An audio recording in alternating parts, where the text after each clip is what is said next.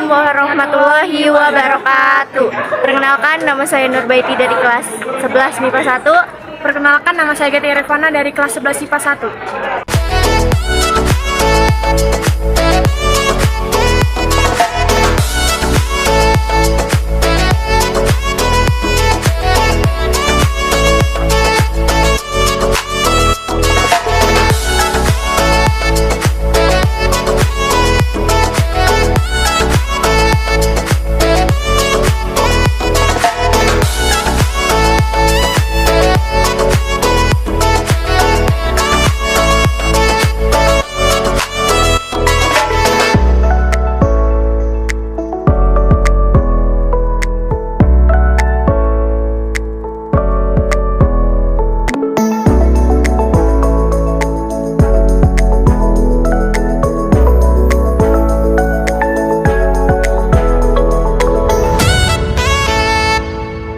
Kuil Kuji adalah kuil pusat bagi sekte Buddha yang bernama Shingon Mikyo yang didirikan oleh Biksu Kobo Daishi Kukai di masa kepemimpinan Kaisar Saga di tahun 796.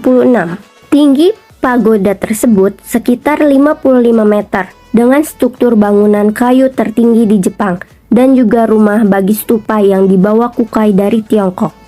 Bangunan ini menjadi tempat perayaan atau upacara keagamaan di kuil Toji, Kyoto, Jepang. Di sisi lain, bangunan terdapat gudang Azekura, yaitu tempat kita bisa melihat lukisan-lukisan Buddha yang berusia ratusan tahun. Semua bangunan di komplek kuil Toji masuk sebagai National Treasure atau situs warisan Jepang. Di sini juga ada ciri baju khas Jepang, yaitu ada kimono, yukata, dan ninja. Miniatur Koatua Kyoto di sini ada beberapa.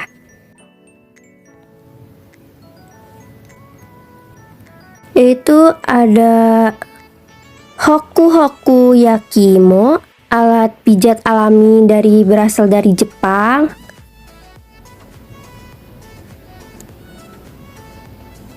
Di sini juga ada miniatur mainan-mainan dari khas Jepang, ada Otsuka, ada otomato, terus ada beberapa kunci surat untuk kita nulis sesuatu di kunci. Jadi semua orang tuh nggak bisa tahu apa yang kita tulis di surat itu. Di sini juga ada makanan khas Jepang dan ada beberapa lainnya juga.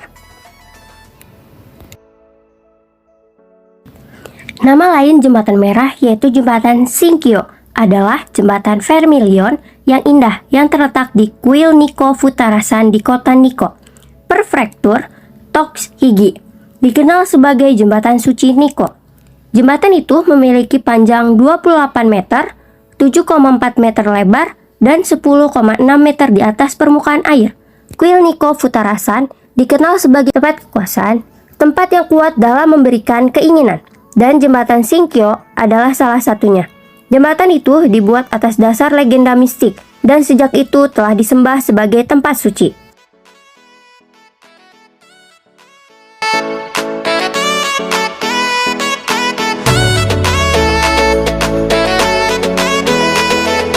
Jadi sekarang kita mau mencari tahu tentang ciri khas Korea. Kerjakan dulu. Hanok adalah sebutan untuk rumah tradisional Korea yang dipakai untuk membedakannya dengan rumah gaya barat. Struktur hanok memiliki ciri khas di mana ruang sehari-hari untuk pria dan wanita dipisah dengan ketat, terutama untuk penduduk kalangan atas. Setelah memasuki gerbang besar yang disebut Soteul Daemun, terdapat sarang cae. Digunakan sebagai ruang untuk menjamu tamu, sarang cae dibangun lebih tinggi dibanding bangunan lain di dalam rumah dan melambangkan otoritas keluarga dan pemilik sarang bang. Di balik dinding sarang cae terdapat ancae, ruangan tempat tinggal khusus untuk para wanita di mana orang luar dilarang berkunjung tanpa izin.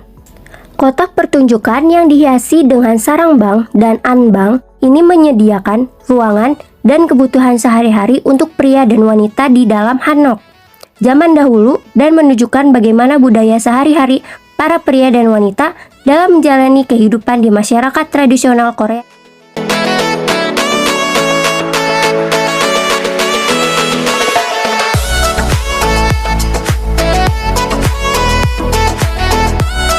Rumah tradisional Thai atau biasa disebut dengan rumah tradisional Thailand adalah kumpulan longgar gaya arsitektur vernakular yang digunakan di berbagai wilayah di Thailand. Rumah-rumah Thailand biasanya menampilkan struktur bambu atau kayu, ditinggikan di atas panggung dan diatapi atap runcing yang curam. Rumah-rumah dari masing-masing wilayah Thailand memiliki gaya yang khas yang mencerminkan gaya hidup masyarakat, termasuk kepercayaan sosial dan budaya atau kebiasaan dan pekerjaan keagamaan. Bangunan dengan desain khas Thailand mengoptimalkan keberadaan sirkulasi udara melalui jendela dan dinding-dindingnya. Secara umum, bangunan di Thailand, meski sejatinya desain khas Thailand ini bervariasi, bergantung pada masing-masing wilayah, memiliki 3 prinsip yang sama, yakni lantai yang ditinggikan, atap yang bertumpuk, dan membumbung tinggi ke atas, serta teras yang terbuka dan cukup luas yang berada di bagian pusat.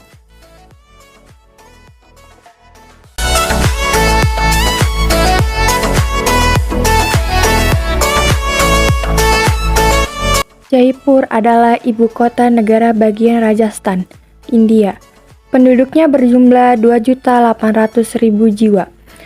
Kota Jaipur adalah kota bertembok yang dikelilingi oleh perbukitan di tiap sisinya, kecuali bagian selatan.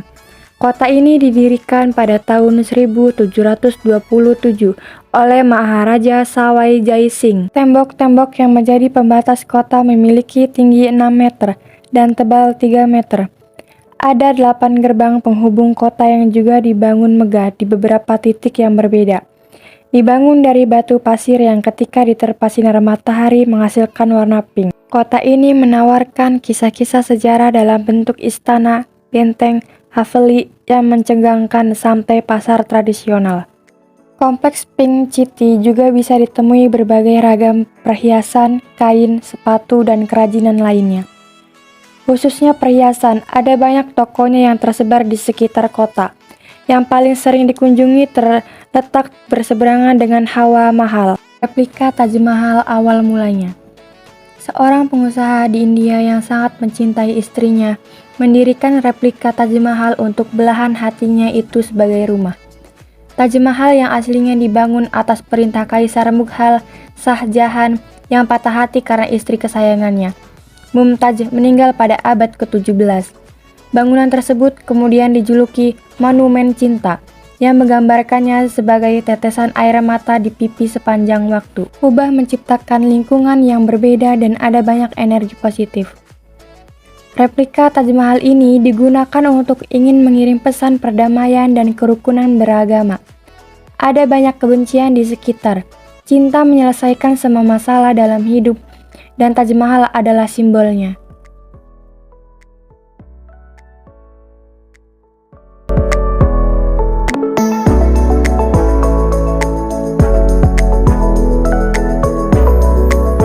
Kayu eksotis khas Indonesia sangat beragam dan dapat ditemui di berbagai daerah, mulai dari Pulau Sumatera hingga Papua. Terkenal karena kualitas dan daya tahan dari kayunya yang beberapa di antaranya memiliki kandungan anti rayap. Kayu eksotis khas Indonesia juga memiliki corak yang sangat unik, sehingga kayu eksotis khas Indonesia biasa dijadikan sebagai bahan untuk membuat kerajinan bernilai tinggi. Kayu eksotis khas Indonesia juga memiliki 2 karakter jika dilihat dari segi kekerasannya. Yang pertama, jenis kayu softwood atau kayu dengan tingkat kekerasan sedang, dan hardwood yang memiliki fisik yang sangat keras, dan kerap kali kayu hardwood dijadikan tiap bangunan besar. Di sini juga ada salah satu rumah adat tradisional Indonesia, yaitu rumah adat Jambi, yaitu rumah panggung yang dikenal dengan rumah Kajang Leko. Rumah ini terbuat dari kayu.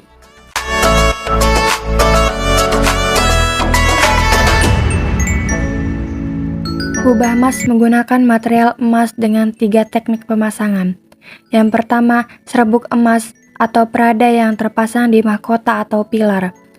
Yang kedua, gold plating yang terdapat pada lampu gantung, tangga, pagar, ornamen kaligrafi di langit-langit kubah, dan ornamen dekoratif di atas mimbar mihrab.